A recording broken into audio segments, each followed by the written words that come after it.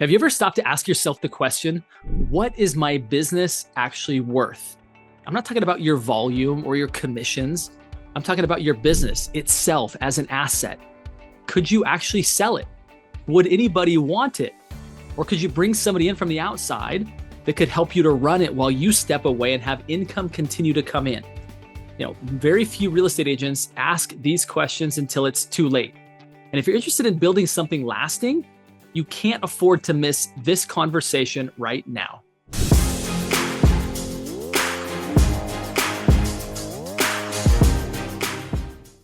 Now, the first thing I want to talk about is why this matters. You see, most real estate agents focus on production. It's transactions, it's GCI.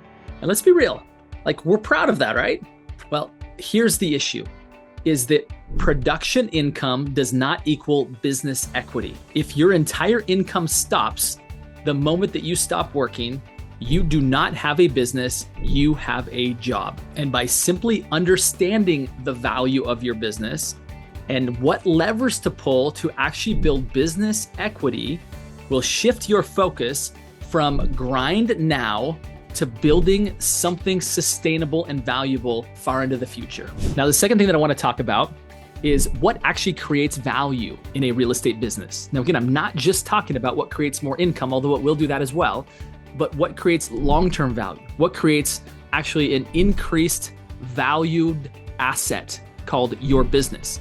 And I'm going to cover 5 key elements that will help you simultaneously, while you're growing your income, to also be adding to the equity that you own, adding to the enterprise value that is yours. Now, the first item is database health and loyalty.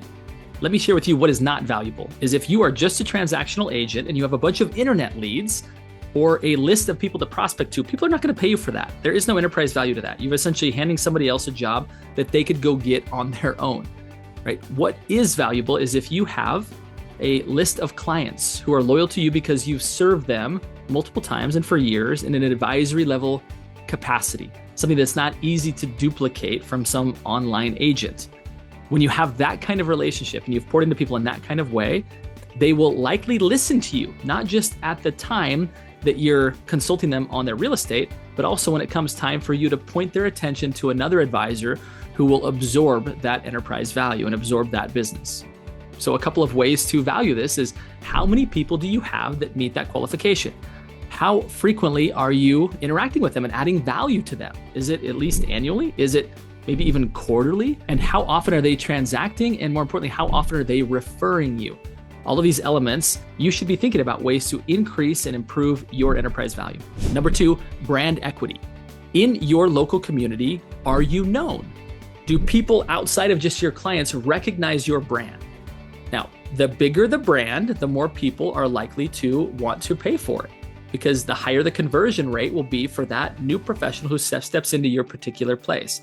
And the easier it is for them to acquire new relationships and new business. So how big and how good is your brand? Number 3, repeatable systems.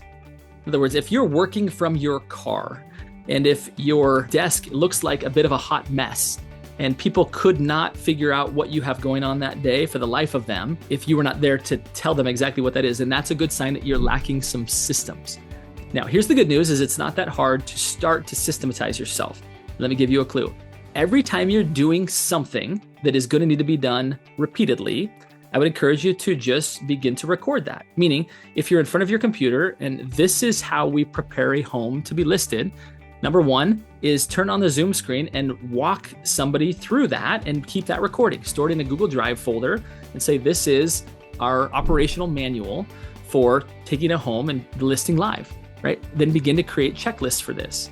Now, as you add teammates, if you haven't already, you'll begin to require the same thing of them. Is that whenever you're doing an activity that is going to be done by somebody else or need to be repeated, document it first in video and then create a simple checklist.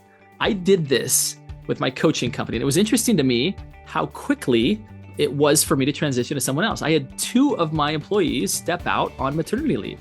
And because I'd had them follow this process, it's like I wasn't even involved. The video tutorials knew more about how my business operated at an operational level than I did. They looked at me and asked what to do. And I said, I don't know. I know what the outcome looks like. So again, starting this process just simply to document and store it somewhere it's easy for people to access what it is that you do causes your business to increase in value. Because by the way, what that essentially says is that somebody else could step in and absorb this value without you having to be there. Number 4, team structure or leverage. Now, you may already have a team in place, or you may have maybe a VA or an assistant. Whatever that looks like, I want you to begin to ask yourself the question, I wonder what it would look like to take more things off my plate and put it in the hands of my teammates or future teammates. Now, you might be saying, I don't have the production yet to justify that, and that's okay. But I'll also tell you that that is the reason why you don't have the production, is because you're trying to do everything.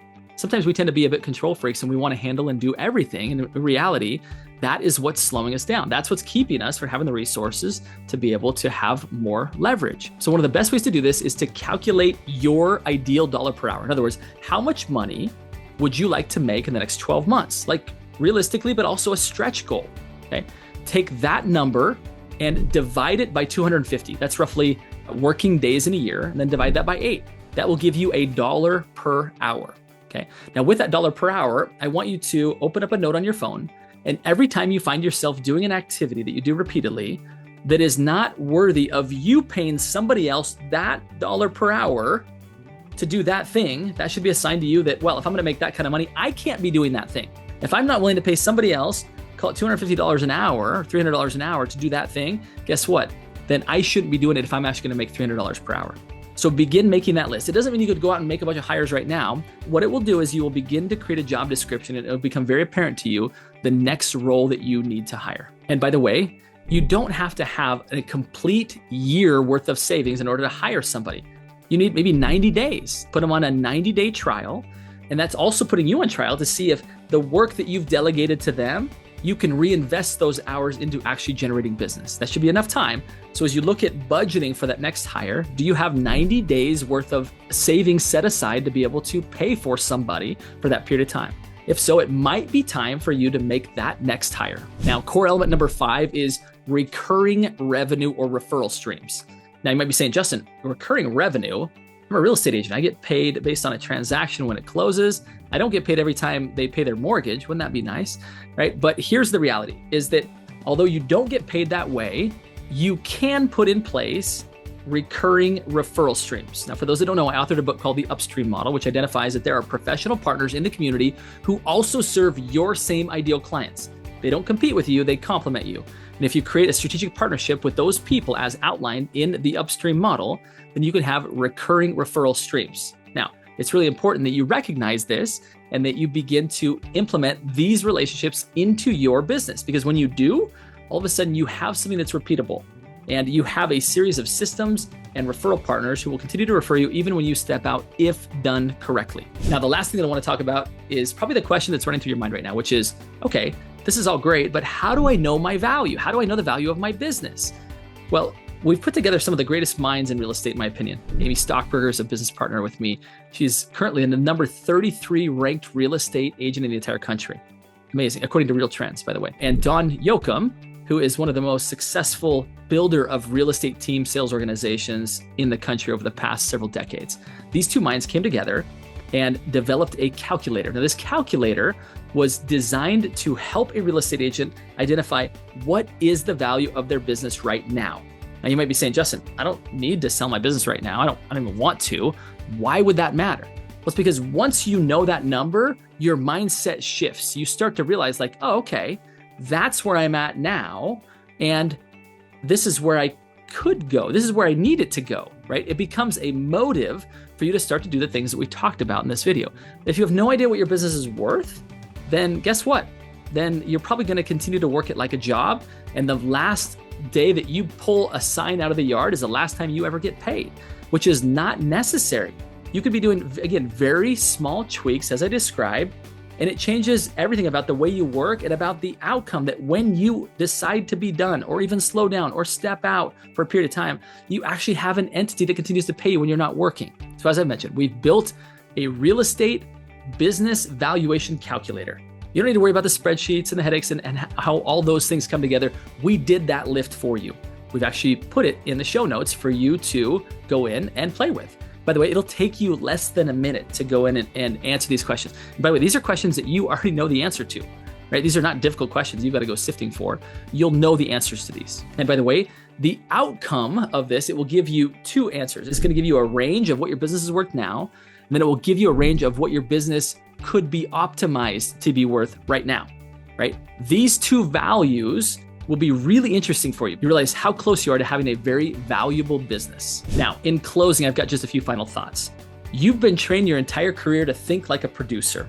There's nothing wrong with that. That creates a very lucrative job, but it is a job. Instead, I want you to start to think like an owner, somebody who looks at their business differently. They look at it as if it were an asset, one that could outlive their hustle, outlive their grind, and actually turn into something that's valuable in the long term, something that creates freedom, options, even legacy. So whether you're just starting out or you've been in this business for a quarter century or more, now is the time to have that shift. Now is the time to get a starting place on what your business is actually worth right now, and then to begin to implement the levers that I described in order to make it more valuable. So take a minute. I want you to go into the show notes and find the business valuation calculator, fill it out, and watch what happens to the way you start to think about your business.